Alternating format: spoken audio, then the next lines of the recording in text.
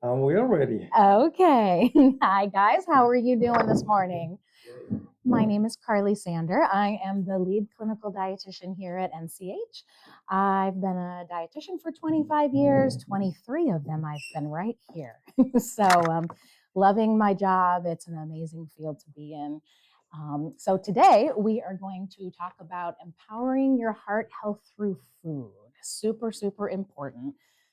Nutrition and heart health. So, what we're covering today, the importance of nutrition for your heart health, ways to improve your heart health, what to look for when reading your food labels, tips for dining out, alcohol consumption, and recommendations for exercise. And so, what is a heart healthy lifestyle?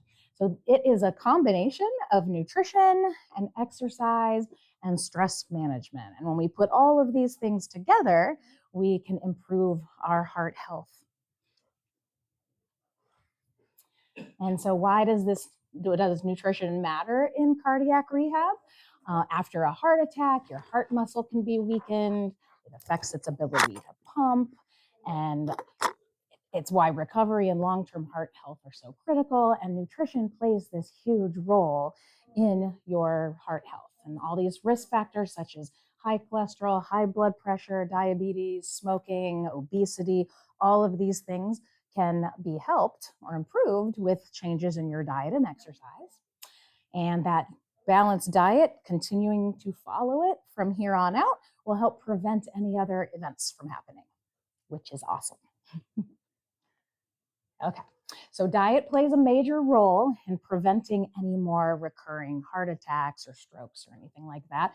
Lowering the blood pressure is super important. So we talk about reducing your salt, sodium intake, and eating potassium-rich foods. We control cholesterol by reducing your saturated fats and then increasing your fiber intake. We manage our weight, eating nutrient-dense foods and maintaining that healthy weight. Healthy weight helps to decrease all of your risk factors. Improving blood sugar levels, eating balanced meals, and preventing diabetes or controlling your diabetes if you already have it.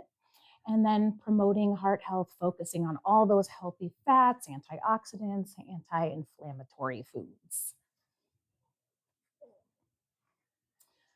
And so the first step is creating your plate. So your plate should look something like this. Half of it should be vegetables, half of it, or a quarter of it would be starch, and then the other quarter of it would be protein. So all of those vegetables help to increase all your fiber intake. They're loaded with lots of great antioxidants, vitamins, minerals, and healthy starch. We'll talk about healthier starches and then lean meats as well.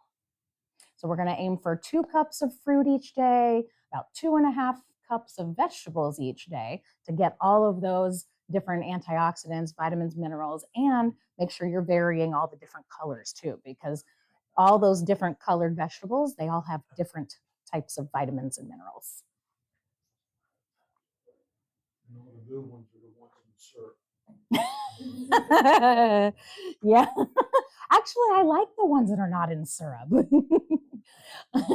And there's ways to use those little canned ones too, honestly. Like if you just get them in their own natural juices, then they're okay.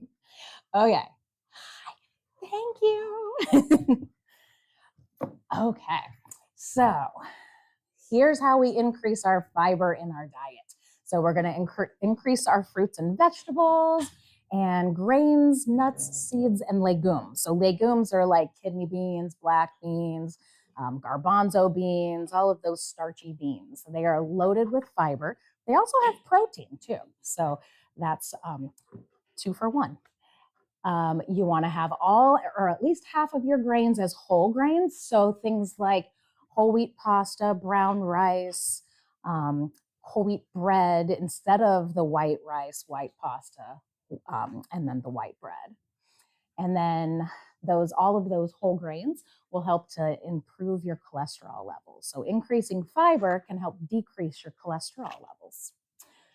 And then we want to check all of our labels to make sure that the fiber content is high. So when you're reading that little food label, one of the items on there is the dietary fiber. So you're looking to increase your fiber. So making sure they have at least 3 grams of fiber or more is super helpful. You want 25 grams-ish each day. 25 to 35 is great. And so then reading your ingredient list as well, because in the ingredient list, it'll say white flour or it'll say whole grain, whole wheat flour too. So that's another clue that you're on the right track.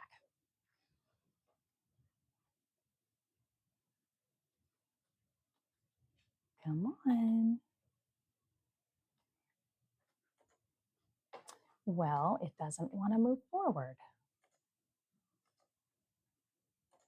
Okay. All righty. So boosting our potassium intake as well can help to lower your blood pressure.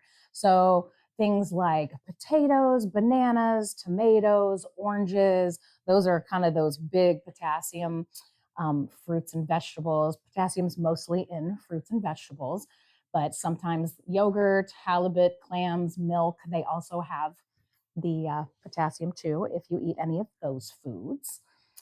Beet greens are another good source. Anything tomato, so tomato sauces, tomato juices, even sweet potatoes, beans and bananas. Yep, beans definitely have potassium too. So for potassium though, if you have any kidney issues, you're going to want to watch out for potassium. So sometimes when you're on this cardiac diet and you have diabetes or you also have any other like kidney issues, we kind of have to do a combined diet.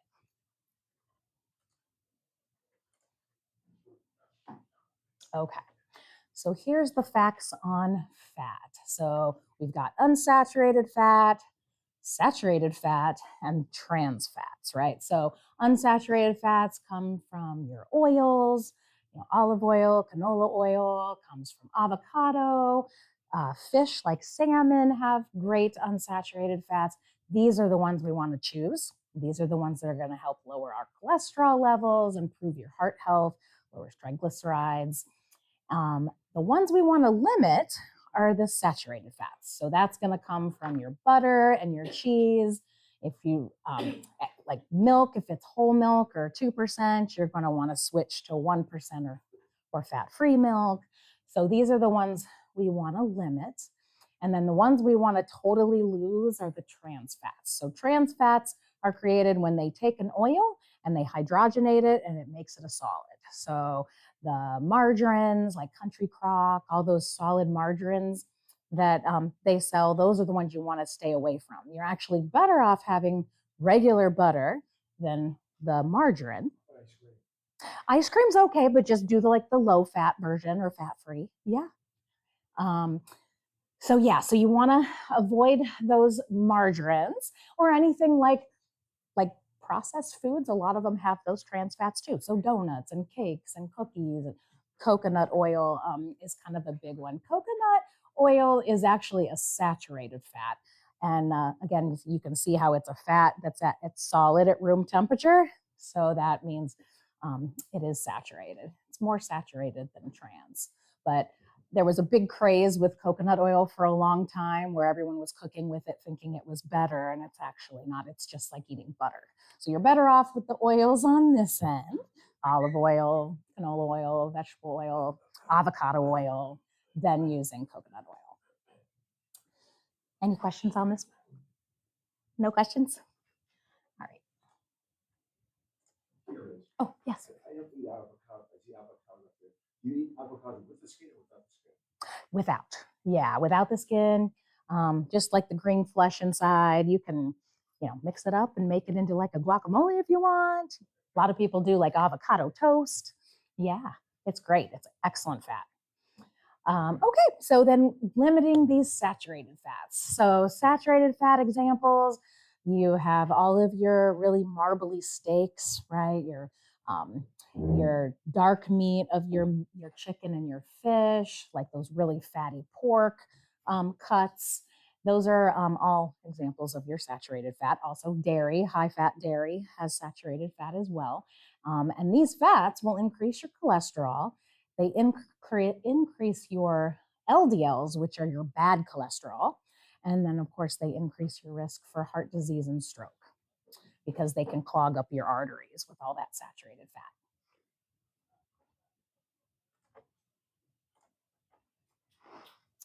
And then we did talk about eliminating those trans fats. So those are those any of those processed foods, the margarines, things like that you want to watch out for. So some of these spreads, if you don't want to just do regular butter sparingly, then you can do like, I can't believe it's not butter. That one's very low saturated fat and no trans. And then Smart Balance, that's a really good option too. Very low saturated and no trans fat. They make even a reduced fat version of those spreads. So those are awesome and they taste great. So butter is not a trans fat. It's just kind of on there to say butter would be a better choice than the margarine or any of those others. So this one's interesting too, because a lot of people think that if something's really high in cholesterol, well, that's automatically going to make my blood cholesterol go up. And that's actually not true. Usually, the dietary cholesterol isn't really affecting your blood cholesterol. It's mostly the saturated fat, right? So most things also, high in saturated fat are also high in dietary cholesterol. But there's a couple things that are not high in fat that are kind of high in cholesterol, like shrimp. Shrimp are really low fat, but they do have quite a bit of cholesterol in them. So they are allowed, but because they're so low in fat, but it's just kind of lending to the idea that we don't assume that just because it has a lot of cholesterol doesn't mean it increases your blood cholesterol. So it's really those saturated fats we talked about. Eggs are a big topic. Everyone wants to know, can I still eat eggs, right? So eggs have gone back and forth over the years. So, right, sometimes they say eggs are good for us, and then they say, no, don't eat eggs. And now we're kind of back to eggs are good for us. So eggs, yes, they do have some saturated fat. Yes, they do have some cholesterol, but they also have some good fats. They also have a lot of protein. So all of the fat is in the yellow part, and then the whole white part is all protein. So a lot of times I'll tell patients maybe one egg a day, like if you do a hard-boiled egg, or if you like scrambled eggs, you can do those low cholesterol, like egg beaters. You can do those. It's just basically egg whites with coloring to make them yellow. Or you can separate eggs. So I'll do one whole egg and then I'll separate a bunch of whites and just add the whites. So now I'm getting a bunch more protein, no fat, and just a little bit of the yolk, so it still tastes like eggs, right? And so I feel like that tastes better than the egg beaters. But either way is a good option.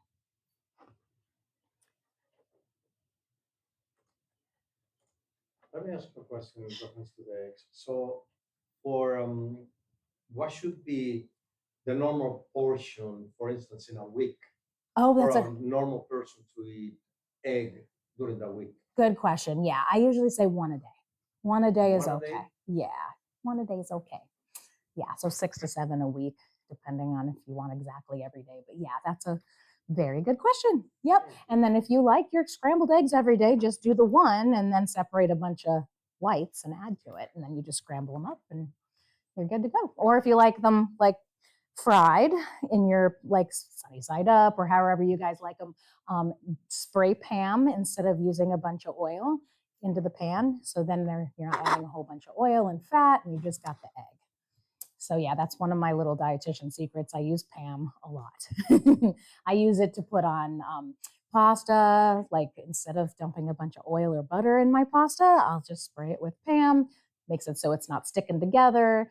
And then if you want to just eat it like that with maybe a little bit of cheese or something or sauce, you can add the sauce to it after that. But then you're not adding a bunch of oil right off the bat. Okay, so here's where we want to choose all those healthy fats, right? So we're going to start going over those. So our monounsaturated and polyunsaturated fats. And these are all going to come from your plant sources. So saturated fats come from animal sources, except for coconut oil. That's the only one that is a saturated fat that's from a plant. Everything else, all of these mono and polyunsaturated fats come from plants.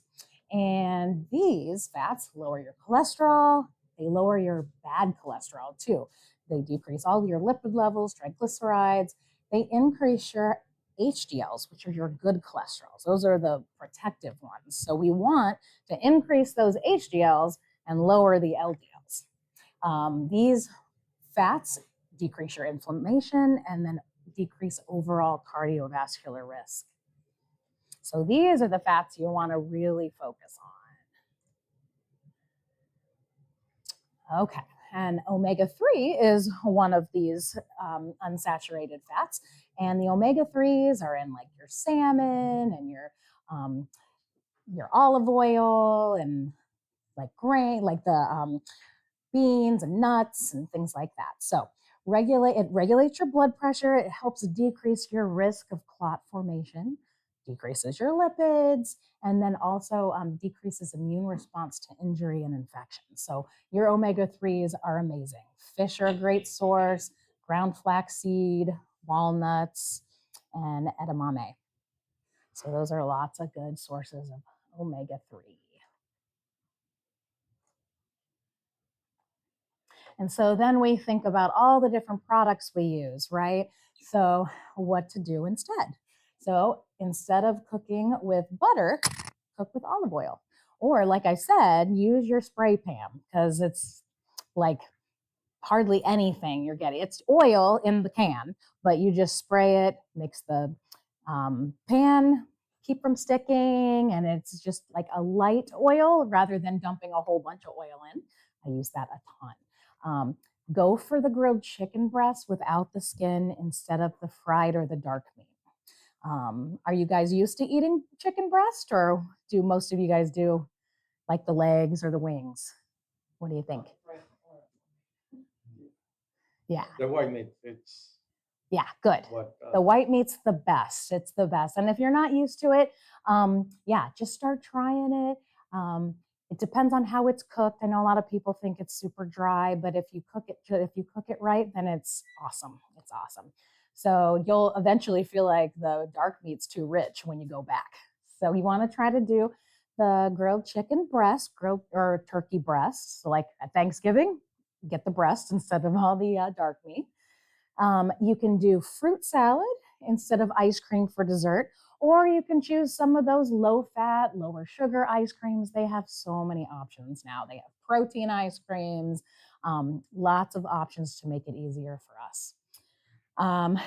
Here is the peanut butter. So peanut butter is kind of tricky, right? So there's all these different brands, and even some of them like Jif and Skippy will say all natural, but honestly, the regular Jif, they add that hydrogenated oil. So that's why it's super creamy and the oil doesn't sit on top because they add hydrogenated oil to it. So it's basically adding margarine to it. But then if Jif says it's all natural, they're adding saturated fat to it in palm oil, coconut oil. So the best option is to do one of these all natural, the ones that are just peanuts and oil, and that's it. Yeah. Go back to the nuts.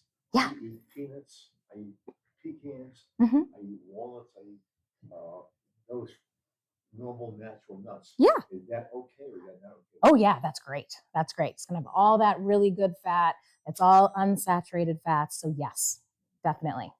Those are great choices for sure. The one I use is that Smucker's All Natural, and it comes at the grocery store, and you'll see all of the oil on top. Those are the ones you want to get that you actually have to mix. And I know it's a pain, but it's the best. If you struggle to mix them, because sometimes the underneath the oil, it'll be a little hard to get in there. So I take it out. I like pour it into my KitchenAid, or like you can stick it in a bowl and just your hand mixer, mix it all up and then dump it back in the jar. It's awesome. Yeah. Okay. So then we're going to choose fish maybe instead of the marbly steak, or we can do filet, flank steak, skirt steak. Those are all really lean. Why do you always choose salmon? You always mention salmon. How about trout? Any of the fish are good. Salmon's just known to be really high in omega-3s, but yeah, any of the fish are great. Yes, any of the fish. So yeah, so flank steak, skirt steak, filet, those are better choices also than those marbly fatty steaks. So when you see all that white in there for like pork, yeah, the flavor, the good stuff. I know. But that shows you that it's a really high in fat piece of meat. But if you look at a filet, you don't see all that, right? So yeah, that's the better choice. Okay. So then we've got dairy. Okay, so dairy is awesome. There's lots of protein, calcium, vitamin D, right? But if you're using 2% milk or whole milk, there's a lot of saturated fat going on. So we can either change to skim or 1% milk, or we can change to one of the like the plant-based milks, so soy or almond milk. The almond milk is really awesome, especially in cereal. Awesome. So the Silk brand is so good, but I'm sure all of them are. But those are other choices too. So kind of like experiment with that. Yeah.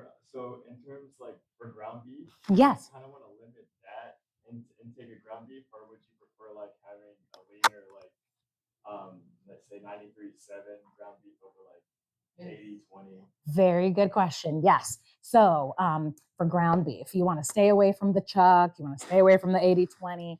They make a couple awesome options. So you've got your 93.7, and then Publix even has that Maverick, which is 96.4. So I haven't seen it at Target or Walmart, but Publix has the 96.4, which is even leaner. So you're looking for lean or extra lean ground beef. Yeah. So you can make hamburgers out of that. You can do tacos. You can do whatever you want. Meat sauce. And then you're still following the lower fat option. Thank you for reminding me that one. Yeah. All right. Any other questions on the food swaps or any other foods that you're like, well, what can I eat instead of this? I like bone-in ribeye. Yeah, bone-in ribeye? Yeah. Okay. Yeah. Like that. So you want to do like skirt steak, flank steak, filet, stay away from all the really, that white part's all fat. Yeah. So you want to kind of stay away from those fattier meats. Yeah, I know. Yeah. Okay. So salt is a big part of this diet. So Americans consume more than 3,400 milligrams of sodium per day on average. Do you think this is true or false? Yes. Absolutely. 1 teaspoon of salt is 2,300 milligrams by itself. So if you guys are just randomly adding salt to your foods, and if you think about like a teaspoon's like that, think about how many teaspoons you might be adding. So 2,300 times how many? And then plus all of our other foods have a ton of salt too that are already in them. So even fruits and vegetables have a tiny bit. So there's lots of lower ones. We're not going to be able to eliminate salt altogether, but we can control it. So we start by not adding any salt at the table or when you're cooking, and then just choosing those lower salt versions. So the way sodium affects your heart is when you eat a lot of salt, it makes your body retain a bunch of water because your body wants to have everything balanced. So if it's got too much sodium, it's got to pull in water to keep that balance. And because of that, when you have a lot more fluid on your body, it increases your blood pressure. So then that's a problem for heart disease and stroke. It makes it harder for your body. And so people on this heart healthy diet should be doing no more than 2,000 milligrams a day. So if you think about that teaspoon of salt that has 2,300 already, that's why we can't add any, because just that little teaspoon is way more than we're even supposed to have for the whole day. And all of our other foods, even the lowest sodium foods, will eventually add up to about 2,000. So Let me ask you a question in Sure. reference to the water retention.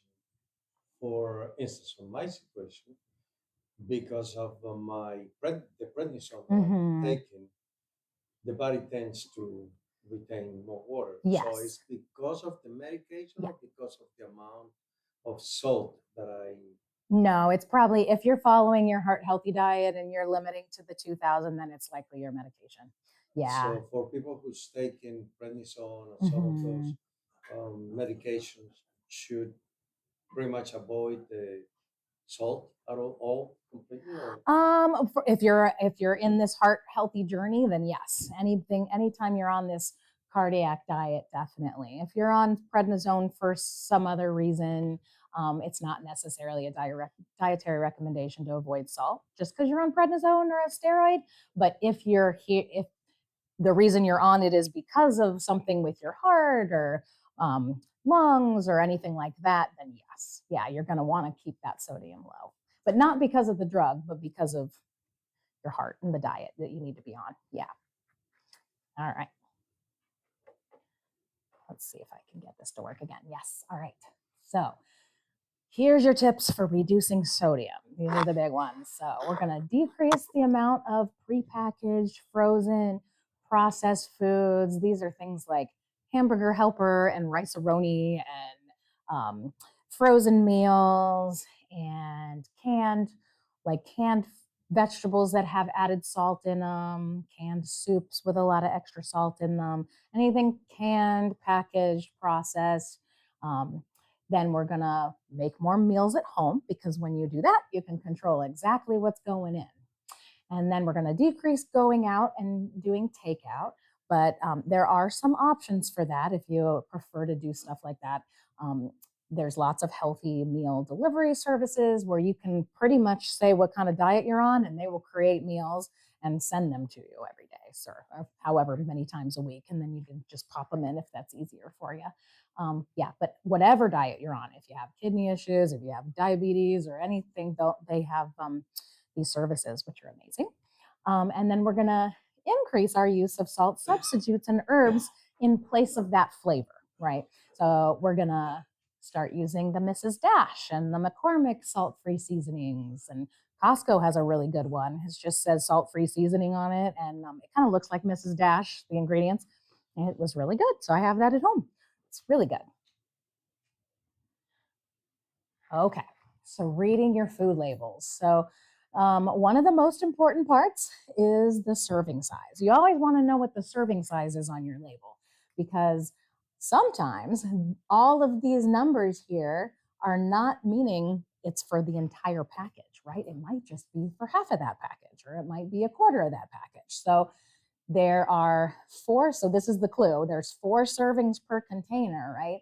And one cup is the 1 serving. So for the whole entire package of whatever this is, you have to multiply everything by 4 if you eat the whole thing.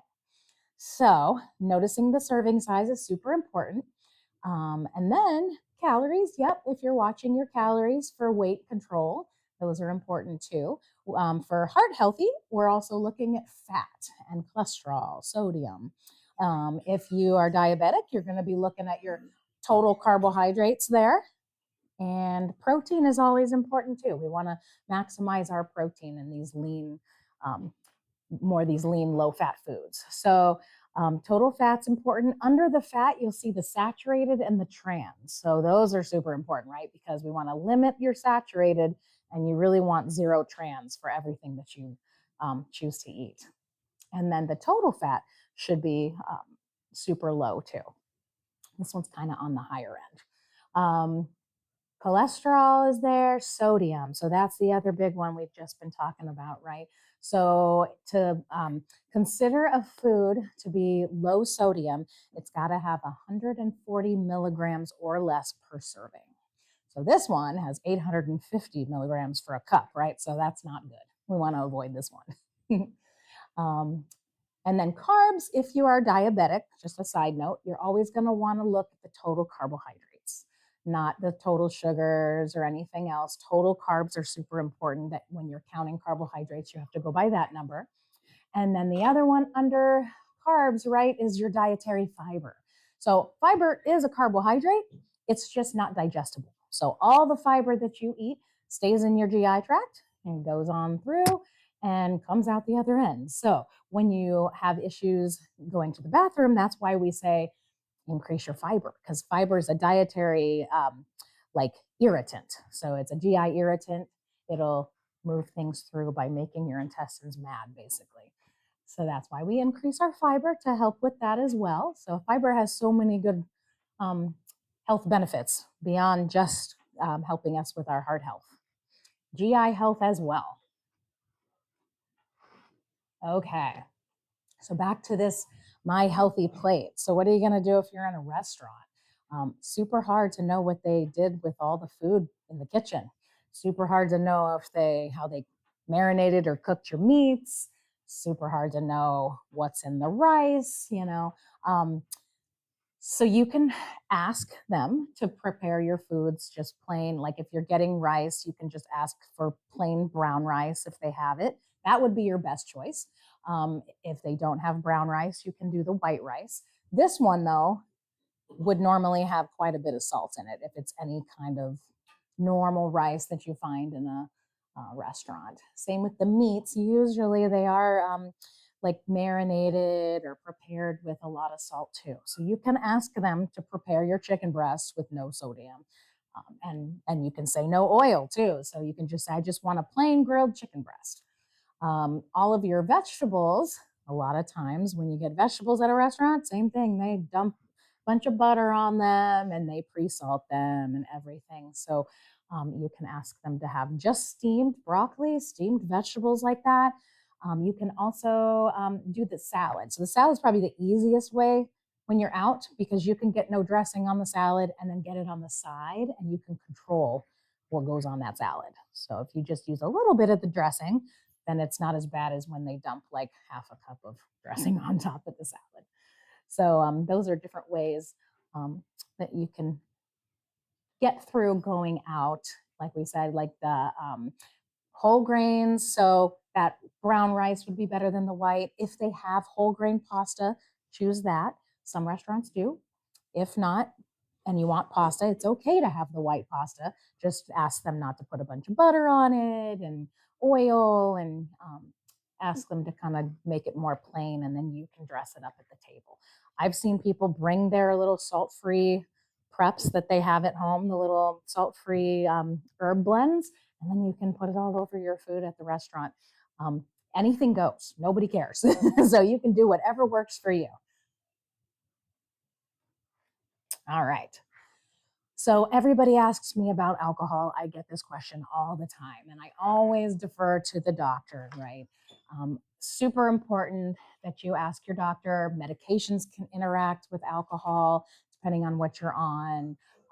So there's a lot of different factors, and there's a lot of different, like you might have heart disease, but you might also have other issues. If you have liver disease or kidney disease or anything like that, that would play a part too.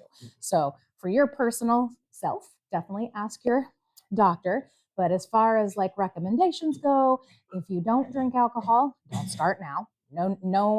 There's not enough benefit to start if you're not already doing it. And then if you choose to drink alcohol, just limit your intake. So they say no more than 1 to 2 drinks per day for men, and then no more than 1 drink per day for women. And then 1 drink consists of a 12-ounce regular beer, 5 ounces of wine, or 1.5 ounces of like hard liquor, like the 80 proof spirits, vodka, tequila, bourbon, that kind of stuff. So that's super important too, because we get poured, like they pour 9-ounce glasses of wine in restaurants a lot of times. So being aware of how much you're getting is important too. But definitely ask your doctors before you start any or do any alcohol at all. Okay, so exercise and weight management is also super important, right? So we want to achieve a healthy weight because that takes pressure off of your heart. So when you are heavier, then your body has to work harder to pump the blood everywhere and your heart has to work harder. So achieving a healthy weight is super important. And exercise will help you do that along with this heart healthy diet. So we want to start exercising if you're not already, but you're coming here. So you are definitely doing a great start. Brisk walking is great. Even if you just walk, that's perfect. Water aerobics are great. That helps with just taking the weight off of you and making it easier to exercise. Just take some of that gravity away. Riding a bike if you have one, dancing, doubles tennis, hiking, yoga, Pilates, anything like that. So there's lots of great studios around for yoga, Pilates. The gyms have them. So you can do that, but it's good to do 30 minutes or more most days of the week. So even if you just go out for a walk for 30 minutes, if you have a dog, take your dog for a walk. You don't have to do the 30 minutes all at once. It could be like 3 10-minute sessions or, whatever you can tolerate at the time. But all of that will help increase your cardiovascular health and help control your weight as well. All that exercise burns off calories. Okay, and so then the stress management, super, super important. We all have things going on in our lives, right? So we just sometimes just need help dealing with all of those things and controlling our stress, because the stress puts increased work on your heart as well. And even if you don't think you're stressed, but your mind is just racing constantly, takes a toll. So lots of great techniques: deep breathing, chair yoga. You can do counseling, therapy, social gatherings, or even if you have a big church group, that's great. And exercising. Exercising actually decreases your stress. So like I said, those little walks, just take those walks daily, even if it has to be split up. Super, super helpful. Just kind of clears your head. Okay, so this slide just represents how all of these interventions can affect your blood pressure. So weight loss will help decrease your systolic blood pressure by 5 to 20 points. And that's your top. The systolic is systolic over diastolic. So that will help decrease quite a bit, just weight loss itself. Salt intake reduction, remember I said it increases your blood volume because it has you hold on to all that extra water. And so decreasing that salt will decrease your numbers from 2 to 8 points. And potassium intake does help to increase it. Remember, though, if you have any kidney issues, definitely be aware of that. And we'd have to counsel you on that separately. Increase your physical activity, and that'll decrease you from 4 to 9 points from that top number. And then, of course, reducing alcohol intake also helps quite a bit. So it'll take that number down 2 to 4 points. So imagine doing all of these things together, how much that would decrease that top number, right? Yes, and of course, the power of tiny gains, right? So even if you just start implementing all of these things one little bit at a time, it grows exponentially. So, 10 days of doing, decreasing your salt intake, and then you're adding the exercise, and then you're watching your saturated fat, all of those things start to add up, right? And then you just find yourself in such a better place. Yeah, power of tiny gains, one little step at a time. All right, so these are all of the resources that we've used for this presentation. And then how many questions do you guys have? I do have some questions. Yeah. In reference to for a regular daily preparation, Mm-hmm. my breakfast, my lunch, my dinner. What should be the regular? For instance, you said one egg and instead of two eggs, or one egg with yolk. What else? How many slices of bread? Fruit? How much fruit should be on the plate? Got it. That's a very good question. Yeah. And of course, that's going to differ based on who you are, right? And your body and calorie needs and nutrient needs differ from person to person for lots of different things: age, gender, size, like weight, everything. But just normal portion sizes. So I would do one of those eggs, and then I would separate a bunch of whites and add to it. You can do as many as you want of those whites because it's only protein. There's no fat in there. And then scramble those up, and then I would use one of the salt-free seasonings. I would use spray Pam when I'm cooking them. And then fruit. Yeah, so I would do fruit, whatever kind of fruit you like. You can do a serving of fruit. So remember that plate. So you'll have your protein in one spot, in one corner, and then you can do fruits. You can do vegetables on that half of the plate, and then maybe 1 or 2 slices of bread would be fine. This also is dependent on whether you're diabetic too. So like if you're following a carb counting diet where you're only supposed to have 3 servings of carbohydrates per meal, that will impact your portion sizes and what you can do. I do a lot of reading, I do a lot of watching TV. Uh-huh. That requires sitting. Yes. How much of that is recommended beyond a certain number of hours sitting or a certain number of hours doing that? That's a good question. Well, as long as you're being active most of the day, I don't think there's really a time limit. That sitting or like, is there a time limit? So if you're sitting, let's say you're sitting more than 1 hour, after an hour, you want to stand up at least for 5 minutes. For blood clots, right? Yeah. Okay. For many other reasons, but Yeah. sitting is not a good idea. For a long. It's better to be standing. You're reading, you're sitting on the read. Just make sure after an hour you stand up and maybe Walk around the face. house. Yeah. Yeah. If you're watching TV, reading's pretty hard to walk around with. But if you're watching TV, you can like stand up and march around and even or march in place. Stacking means you can do 2 things at once. You're watching TV for 2-3 hours, maybe you can also exercise looking at the TV. Mm-hmm. I know it takes some kind of mentality to do that, but if you start doing it, I think you're gonna like it. Then you're free to do all the things later, so you don't have to waste time exercising. You can exercise in front of the TV too. Yes. You can get little light weights and do little weights, march in place, yoga, sit on the ground, stretch, all kinds of fun stuff. Yeah.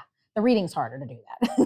I read on the treadmill. I don't know if that's, I hold onto the treadmill and then I just have my phone and my Kindle on there. And so if it doesn't make you dizzy or nauseous to do that, then that is an option. Yeah, for sure. Very good.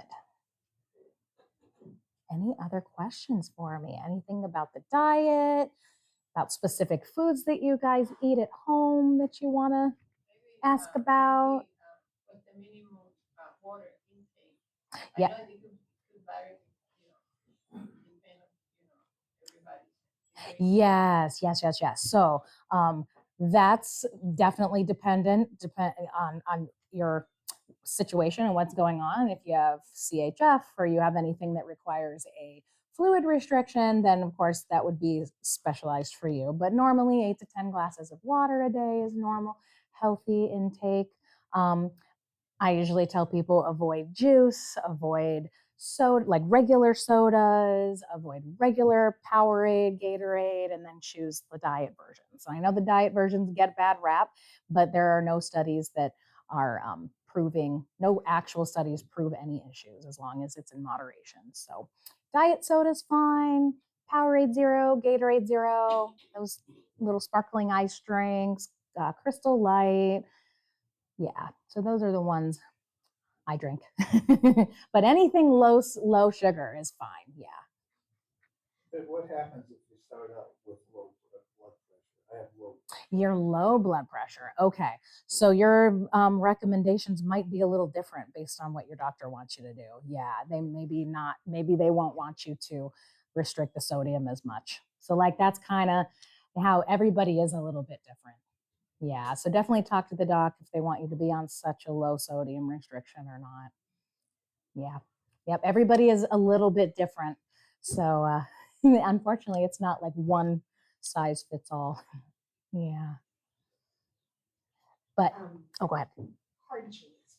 I always thought hard cheese was good for you, and maybe 1 ounce serving a day.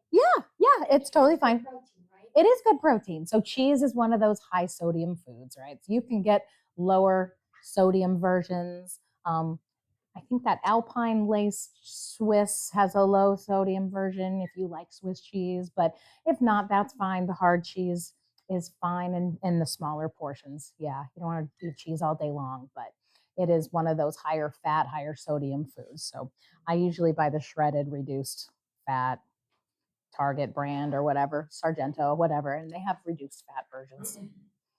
Yeah.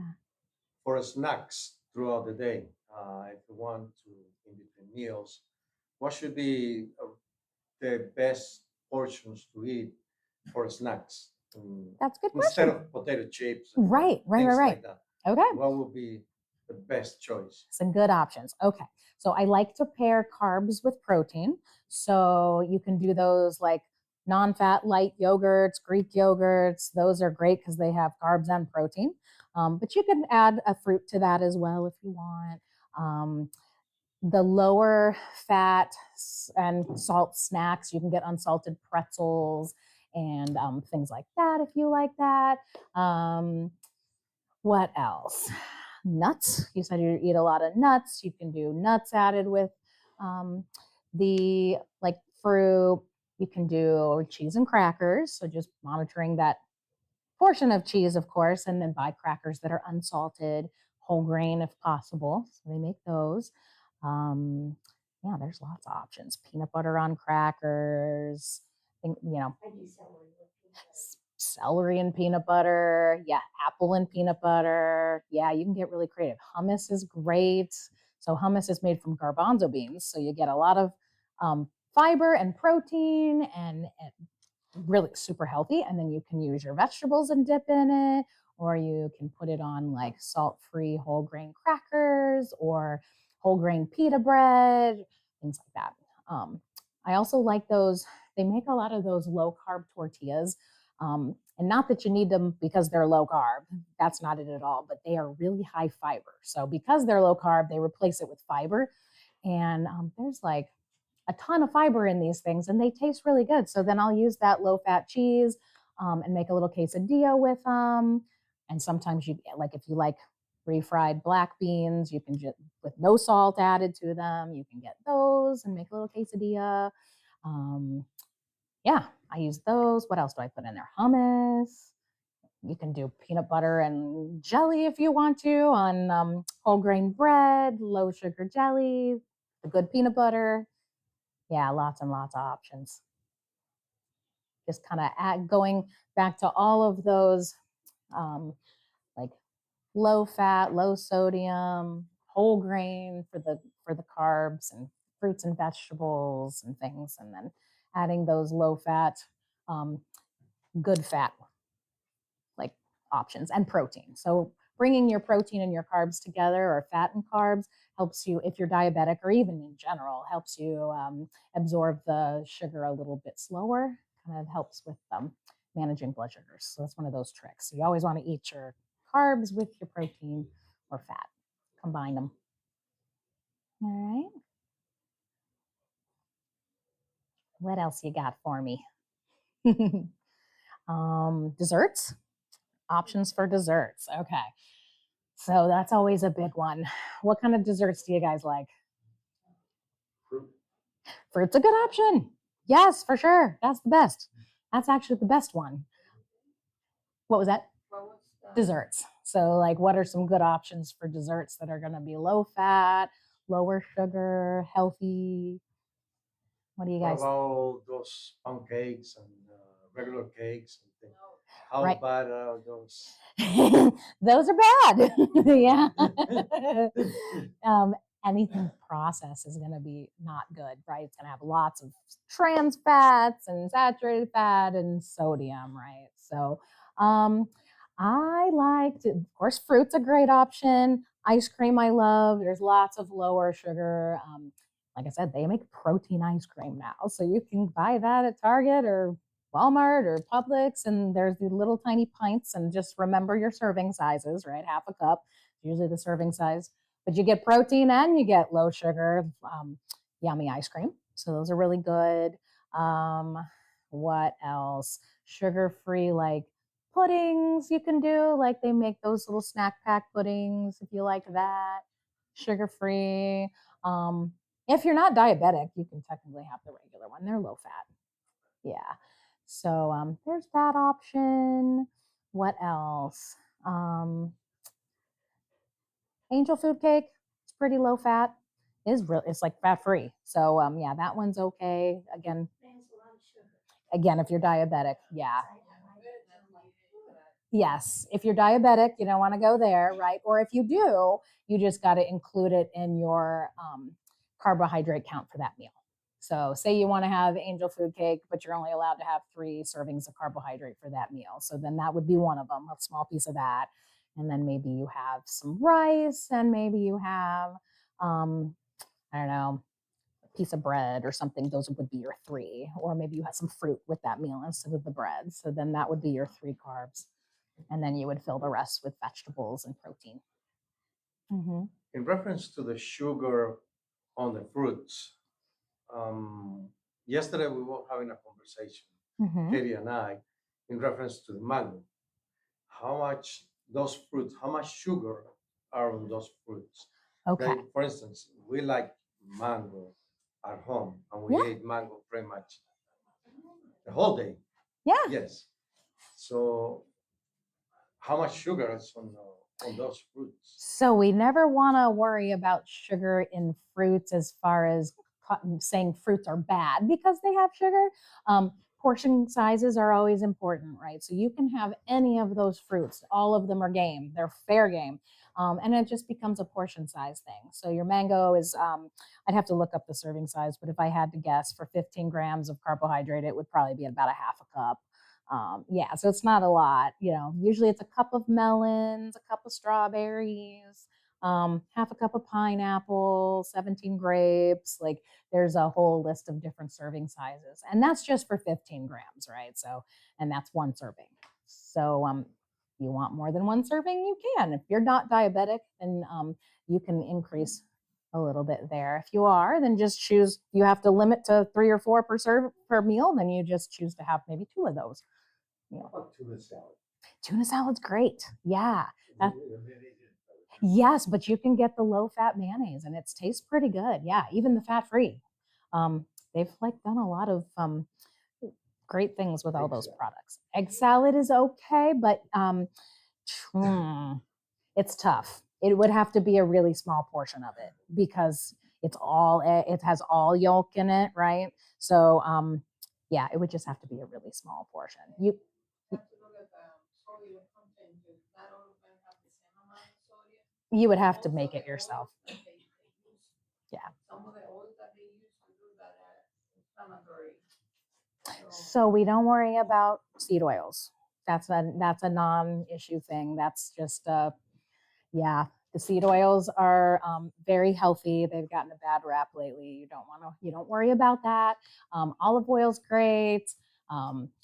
Avocado oil, but so is canola and vegetable oils. So they do have some omega-6s in it, but the benefits outweigh any of that. So we don't worry about seed oils. That's just one of those kind of myths that's going around right now.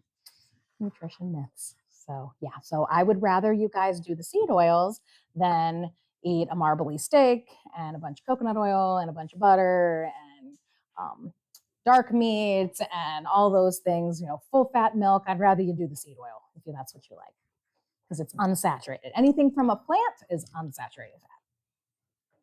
Yeah. All right. Anything else? What do you think?